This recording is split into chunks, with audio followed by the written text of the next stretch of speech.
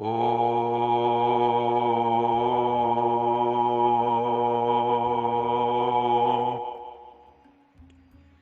शांति।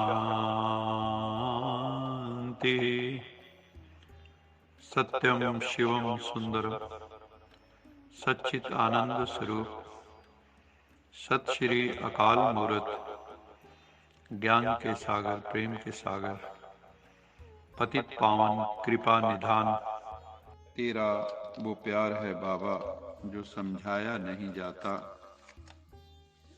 बरस जाता है नैनों से वो बतलाया नहीं जाता। प्यार चीज ही ऐसी है, उसकी अभिव्यक्ति ही ऐसी है कि वो नैनों से अपने आप प्रकट होने लगता है।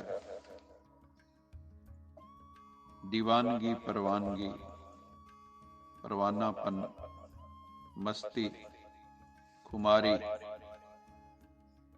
जब चढ़ जाती है प्रभु प्रेम की, तो वो उतारे नहीं उतरते। बहुत ही सुंदर भाव है गीत के। आज की मुरली का सार है, मीठे बच्चे, ये जो गॉडली पढ़ाई है, जो स्वयं सत्यम शिवम सुंदरम परमपिता परमात्मा हम सब आत्माओं को पढ़ा रहे हैं, ये बहुत ही ऊंची पढ़ाई है। इसमें विषय विकार, कुवृत्तियां, कुप्रवृत्तियां, नकारात्मकता, ये विघ्न रूप है। इसलिए हमें अपनी बहुत संभाल करनी है और खबरदार रहना है, तभी हम इस पढ़ाई में उच्च पद प्राप्त कर सकेंगे। आज की मुरली का प्रश्न है, तुम्हारी सर्विस जो ये रूहानी सेवा है, ये वृद्धि को कैसे प्राप्त हो, कैसे सेवा बढ़े।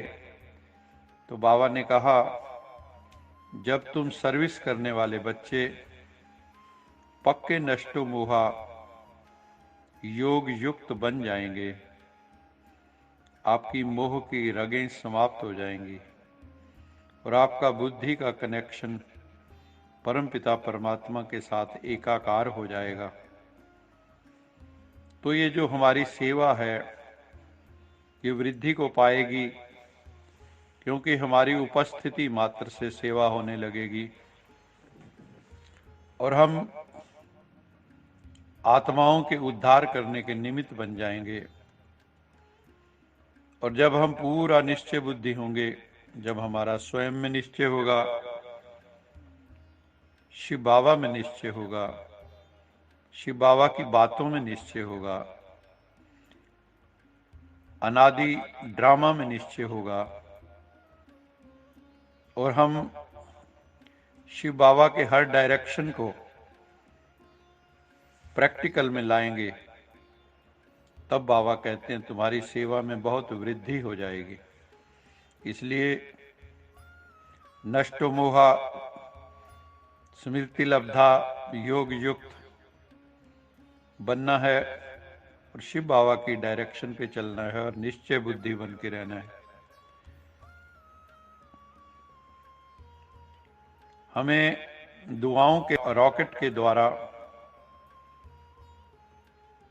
तीव्र गति से उड़ने वाले विघ्न प्रूफ आत्मा बनना है, क्योंकि जो दुआएं हैं वही हमें उड़ाती हैं।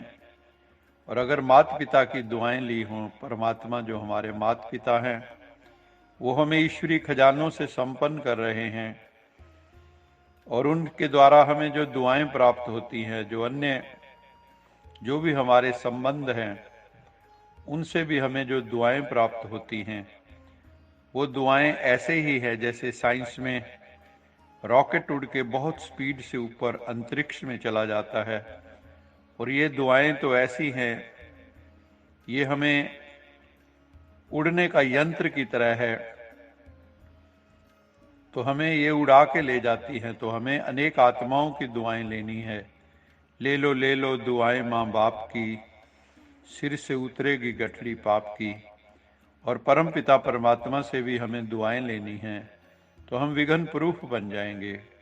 विघ्न हमें स्पर्श भी नहीं कर सकता। हमें फिर युद्ध भी नहीं करनी पड़ेगी माया के साथ। तो ऐसी आत्मा हमें बनना है। बच्चे जानते हैं कि ज्ञान का सागर, ocean of knowledge, all knowledgeful एक परमपिता परमात्मा है। जीवात्माएं तो अल्पज्ञ हैं, कोई भी सर्वज्ञ हो नहीं सकता, लिमिटेड इंटेलेक्ट है। ये ब्रह्मा बाबा भी ज्ञान नदी है, इनका और ज्ञान सागर का मेला लगता है, क्योंकि ये ब्रह्मपुत्रा नदी है।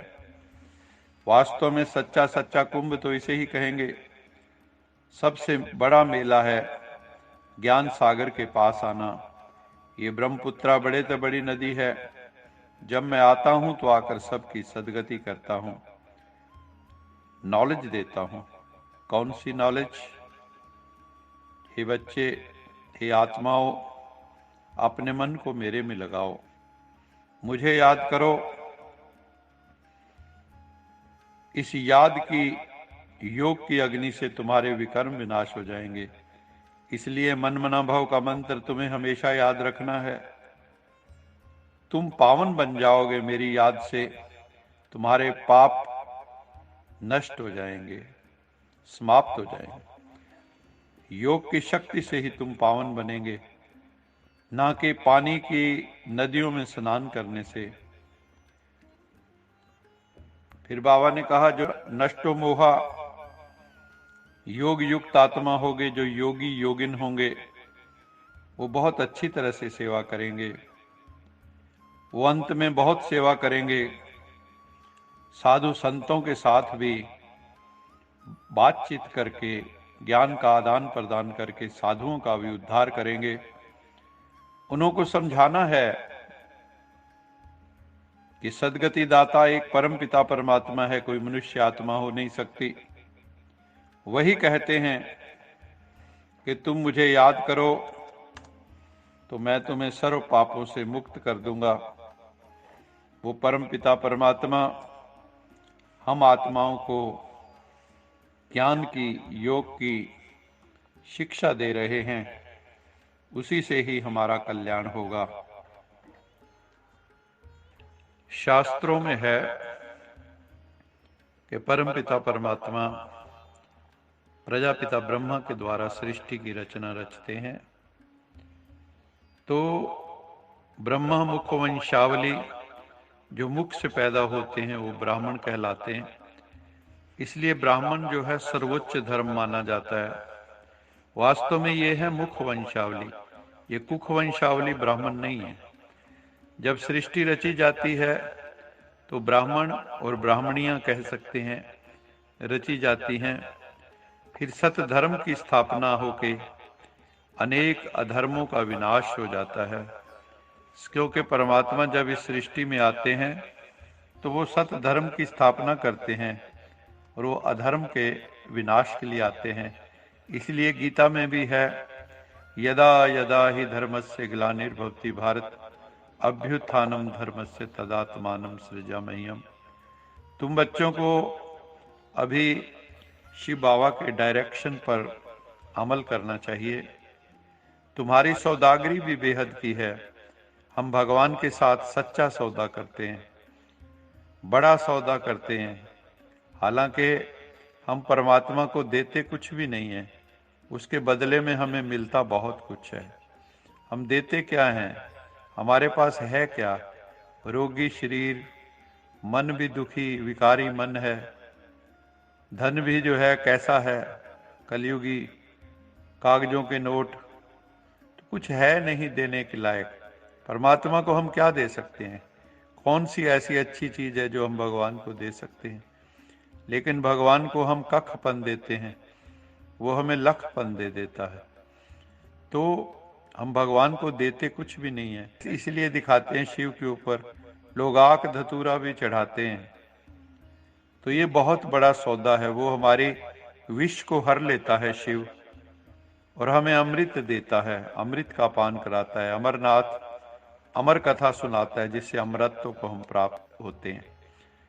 ज्यादातर बाबा कहते हैं जो गरीब महिलाएं होती हैं वो ऊंचा वर्षा पा लेती हैं, शाहूकार नहीं पा पाते, क्योंकि शाहूकारों में तो अपना घमंड होता है।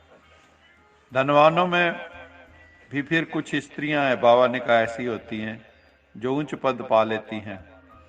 जो पुरुष लोग हैं उनमें अहंकार भी होता है और पैसे का घमंड भी होता है और पैसे में ममत्व भी होता है, तो इसलिए वो मेरा मेरा हमेशा करते रहते हैं।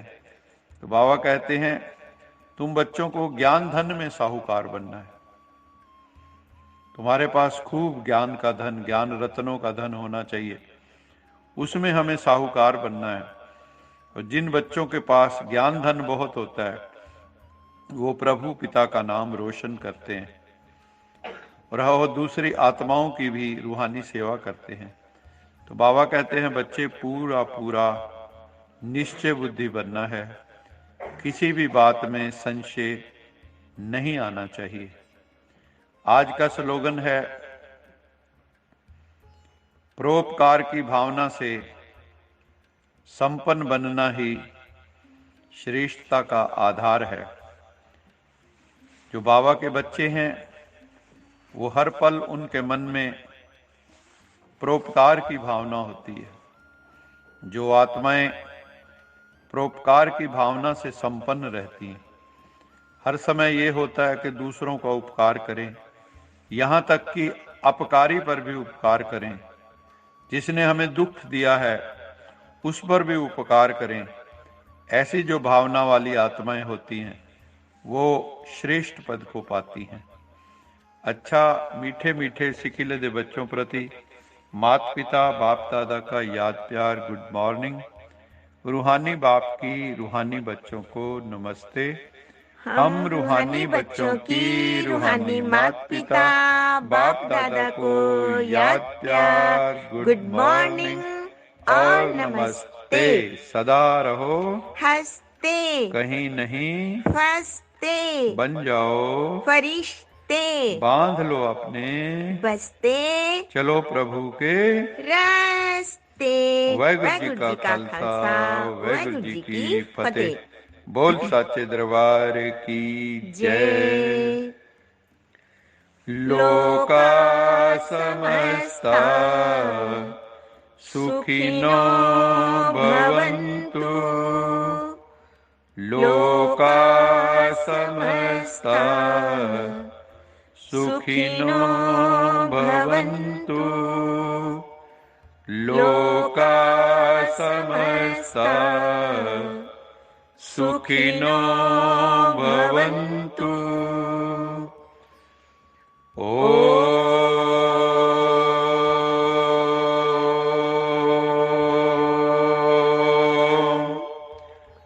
शांति